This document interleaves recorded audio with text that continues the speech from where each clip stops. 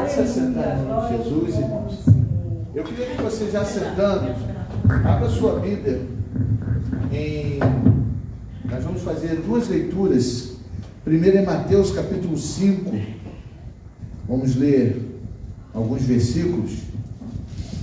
Capítulo 5, versículo 1. Louvado seja Deus. Estamos ainda com alguns minutinhos para a palavra. Sentados mesmo. Diz assim a palavra do Senhor: E Jesus, vendo a multidão, subiu a um monte, e assentando-se, aproximaram-se dele os seus discípulos. E abrindo a sua boca, os ensinava, dizendo: Bem-aventurados os pobres em espírito, porque deles é o reino dos céus. Bem-aventurados os que choram, porque eles serão consolados. Bem-aventurados os mansos, porque eles herdarão a terra. Bem-aventurados os que têm fome e sede de justiça, porque eles serão fartos. Bem-aventurados os misericordiosos, porque eles alcançarão misericórdia. Bem-aventurados os limpos de coração, porque eles verão a Deus. Bem-aventurados os pacificadores, porque eles serão chamados filhos de Deus. Bem-aventurados os que sofrem perseguição por causa da justiça, porque deles é o reino dos céus. Amém? Agora vamos em 1 Timóteo, capítulo 1, versículo 9. Nós vamos ver dentro desta mensagem um paralelo bem interessante. Versículo 9 diz assim, 1 Timóteo capítulo 1, versículo 9: Sabendo isto, que a lei não é feita para os justos, mas para os injustos e obstinados, para os ímpios e pecadores, para os profanos e irreligiosos, para os parricidas e matricidas, para os homicidas, para os fornicadores, para os sodomitas, para os roubadores de homens, para os mentirosos, para os perjuros e para os que for contrário à sã doutrina, conforme o evangelho da glória de Deus, bem-aventurado que me foi confiado. Amém? Feche seus olhos, Senhor, meu Deus e meu Pai. Estamos aqui, Senhor, pedindo, ó Deus, a Tua direção nesta palavra, desses minutos que vamos estar aqui ministrando. Ó Deus, nos ensina a escolher a nossa conduta perante a Ti. Nos ensina a declarar para Ti aquilo que precisamos ser verdadeiramente no Teu reino. Deus, em nome de Jesus, que neste local nós não venhamos nunca sermos enganados com, ó Deus, algum tipo de ensino que não reflete a Tua verdade. Por isso, nesta noite, em nome de Jesus, eu te peço, fala a Tua verdade para nós, mesmo que doa, mesmo que isso nos traga, ó Deus amado, a necessidade de conversão, ou a necessidade de arrependimento, ou a necessidade de confissão dos nossos erros. Pai, em nome de Jesus, para a honra e glória do Teu nome. Amém. Amém? Irmãos, Jesus, no Sermão da Montanha, ele declara a bem-aventurança. Paulo, para Timóteo, ele declara homens que precisam estar debaixo da lei, para que o estar debaixo da lei signifique punição para eles. A lei, como eu falei até no domingo, ela é instituída para mostrar o pecado, e ao mostrar o pecado, a ira de Deus sobre o pecado. E essa situação de estar debaixo da ira de Deus revela quem são os homens. Por quê? Porque os homens que estão debaixo da ira de Deus, eles têm procedimentos, eles têm conduta que revelam que realmente Deus está colocando eles fora da sua diretriz de salvação. Por isso que Paulo diz para Timóteo que todas aquelas qualidades ruins que os homens têm, eles precisam estar debaixo da lei. Mas Jesus, aqui na primeira leitura que nós fizemos, ele fala de condutas onde ele diz que é uma bem-aventurança, conduta que é uma virtude para o homem que entende e que pratica. Eu sempre leio, e quando eu leio essa passagem, eu fico pensando, bem-aventurado o homem, bem-aventurado o homem, bem-aventurado o homem, todas as qualidades que estão aqui. E aí eu fico assim, bom, então a fé, a salvação é pela graça. A salvação é para aqueles que são mansos, a salvação é para aqueles que são pacíficos, a salvação é para aqueles que praticam a justiça, que choram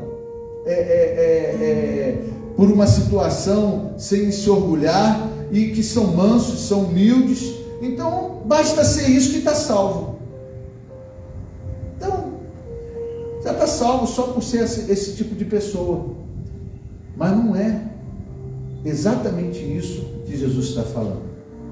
Porque Jesus está falando aqui, são pessoas que, entrando na comunhão com Ele, conhecendo a verdade do Evangelho, pessoas que, ouvindo a sã doutrina, elas têm uma natureza de receber a verdade e de mudar quando tiver que mudar, chorar quando tiver que chorar, lutar pela justiça quando tiver que lutar pela justiça, mas nunca achar que a sua atitude que agrada a Deus é suficiente para a salvação.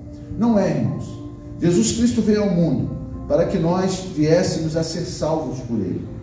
A nossa virtude não é uma virtude de obras. A nossa virtude é uma virtude de crer naquilo que Cristo fez na nossa vida. Se nós não crermos em primeiro ponto aquilo que Cristo fez na nossa vida, nós podemos ser a pessoa mais amável desse mundo, mais virtuosa deste mundo, mais compreensiva deste mundo, mais dada deste mundo para o bem, para o fazer caridades, para ajudar o próximo. Irmão, tudo isso não vai nos trazer a grande salvação que está em Cristo Jesus. Mas ele está dizendo aqui que é bem-aventurado esse tipo de pessoas. Por quê, irmãos? Porque são pessoas doutrináveis, são pessoas que ouvem e recebem e obedecem. O grande problema do Evangelho é que muitos ouvem, até recebem, mas não obedecem, porque o seu orgulho, a sua posição social, a sua posição financeira, a sua posição intelectual e a sua posição religiosa os fazem combater com a humildade do Evangelho, com a simplicidade do Evangelho, com a necessidade de depender de Deus. E aí entra o que Jesus está falando, porque muitos ouvem a verdade, mas muitos viram as costas para Jesus, por exatamente não serem mansos, por exatamente não serem humildes, por exatamente esconderem muitas vezes dores nos seus corações, escondem, botam uma máscara dizendo que está tudo bem, quando o seu coração está machucado, triste, não choram na presença do Senhor, não se derramam em oração na presença do Senhor. E esse tipo de pessoa que resiste à comunhão com Deus por causa das suas próprias condutas, essas pessoas não são bem-aventuradas, não são mulheres e homens que vão encontrar o reino dos céus. Então, irmãos, Jesus Cristo, Ele quer que nós venhamos a entender quem somos nós no reino dos céus. E eu vou dizer uma coisa para você: Jesus, vendo a multidão, subiu a um monte E assentando-se, aproximaram-se dele os seus discípulos, e abrindo a sua boca, os ensinava. E vendo a multidão, Jesus viu a multidão, mas ele consegue ver o indivíduo. Jesus, ele vendo a multidão, ele consegue ver o humilde, ele consegue ver o que clama por justiça, os pacificadores. Ele consegue ver isso tudo em nós, irmãos. E quantas pessoas não entendem isso e não mudam e não falam: Senhor, eu sei que tu sabes de todas as coisas, como Pedro falou para Jesus, quando Jesus perguntou 3 vezes a ele: Pedro, tu me amas? Ele: sim, te amo, Senhor. Mas envergonhado. Por que envergonhado? Porque ele negou Jesus 3 vezes. Ele negou a presença de Jesus. E ele negou a presença de Jesus porque simplesmente estava pressionado. Eu quero colocar um parênteses aqui, irmãos, e aí entra os humildes para reconhecer o erro. Eu quero colocar um parênteses aqui, porque no domingo eu fiz um convite a uma família. Na verdade, eu fiz um convite, a 3 pessoas. Nem pensei que viesse uma família inteira. E eu falei: vai lá, vamos orar, vamos buscar. E choveu muito, meia hora antes. E eu fiquei pensando: poxa, eles não são de igreja, não vão vir, vai logo ter um desânimo. Sei lá, vai dar uma desculpa, vai ligar: não vai dar para ir e tal. E o que acontece? Eu falei, eu estava até esperando que não viesse ninguém dessas pessoas que eu convidei. Mas para minha surpresa, irmãos, não veio só as pessoas que eu pensei que vinham, veio a família toda. Mais 7 pessoas. Dessas 7 pessoas, só uma é acostumada a vir à igreja. Os outros não, vieram, pelo convite. Mas eu fiquei surpreso, que aqueles que estão acostumados a vir à igreja não vieram. Por quê? Por causa da chuva. E aí eu fico pensando: se tiver uma perseguição na igreja, se tiver alguém que decrete numa lei que o cristão é mal visto no Brasil, que quem se denunciar como cristão vai preso, você acha que isso não pode acontecer? Será que a chuva é uma pressão tão grande para não vir à igreja? Imagine uma perseguição. Aí eu falo assim, eu estou falando isso para a igreja, mas se no coração dessa pessoa ela não perceber que realmente precisa persistir mais nas coisas de Deus, se ela simplesmente falar: não tem nada a ver o que ele está falando, não tem nada a ver, eu não pude, choveu. São pessoas que não são humildes o bastante para entender que poderiam estar aqui com um pouco mais de sacrifício.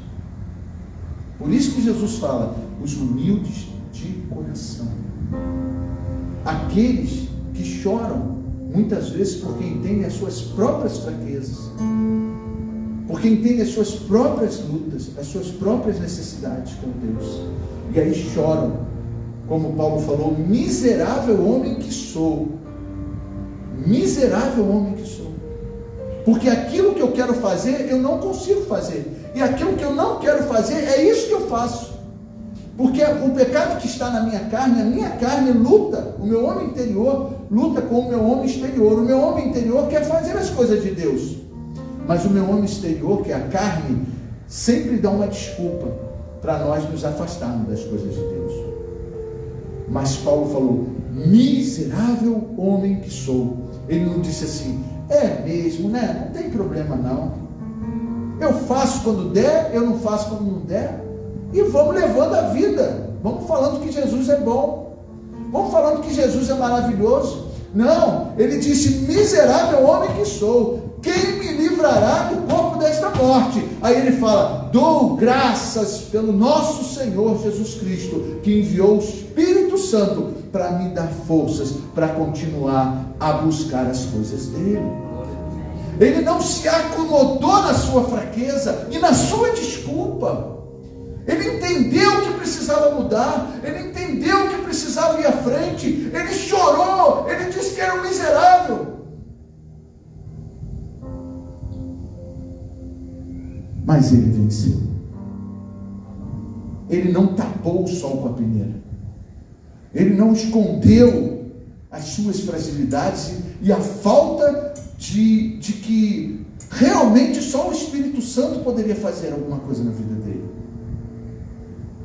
Porque ele podia dizer: eu sou conhecedor da Bíblia, eu posso achar um versículo lá na Bíblia que me garante que eu posso errar desse jeito, acabou. Não, ele foi e se humilhou. Esse homem, no fim da sua carreira espiritual, ele disse: combati o bom combate, acabei a carreira, mas guardei a fé. Então nessa noite, irmãos, a gente precisa ser mais humilde para reconhecer que a gente precisa mudar perante as coisas de Deus. A gente precisa, eu vou ler aqui para a gente ver o que a gente precisa ser. Bem-aventurados os pobres de espírito, porque deles é o reino dos céus. Bem-aventurados os que choram, porque eles serão consolados. Bem-aventurados os mansos, não os rebeldes, não aqueles que dizem: não tem nada a ver. Não, os mansos. Realmente eu precisava, eu tinha que buscar mais, porque eles herdarão a terra. Bem-aventurados os que têm fome e sede de justiça, porque eles serão fartos. Bem-aventurados os misericordiosos, porque eles alcançarão misericórdia. Bem-aventurados os limpos de coração, porque eles verão a Deus. Bem-aventurados os pacificadores, porque eles serão chamados filhos de Deus. Nós somos isso, irmão. Nós somos isso que ele está dizendo que é ser bem-aventurado. Você é. Porque Jesus está olhando aqui pessoas, lá na internet também, pessoas individualmente, conhecendo o profundo do nosso coração. Profundo do nosso coração ele conhece. E nós podemos revelar para ele quem realmente nós somos, até porque ele já conhece quem somos. Irmãos, a luta do Evangelho, ela é muito grande. Existe um estudioso que diz sobre a graça barata. E a graça barata, ela é tudo pode. Jesus Cristo já me salvou, eu posso tudo, posso fazer a minha vontade. Jesus Cristo já me salvou, eu posso fazer o que eu quiser. Isso é uma graça barata. E segue Jesus. Que pega as suas necessidades e entrega aos pés do Senhor. Que depende exclusivamente de Jesus para todas as coisas.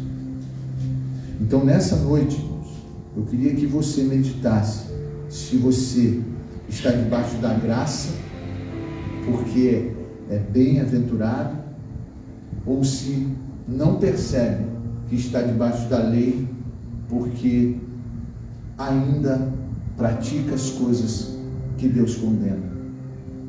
Então nessa noite, em nome de Jesus, vamos analisar a nossa vida, o nosso comportamento, em nome de Jesus. Vamos ficar em pé para que Deus possa nos moldar segundo a sua vontade. Jesus, vendo uma multidão, ele podia estar feliz. Ele podia estar feliz por causa daquela multidão. Mas ele está mais feliz olhando os bem-aventurados, mesmo que sejam poucos. Mesmo que sejam poucos. Porque os bem-aventurados herdarão o reino dos céus. Louvado seja o nome do Senhor. Cante um hino, pastor.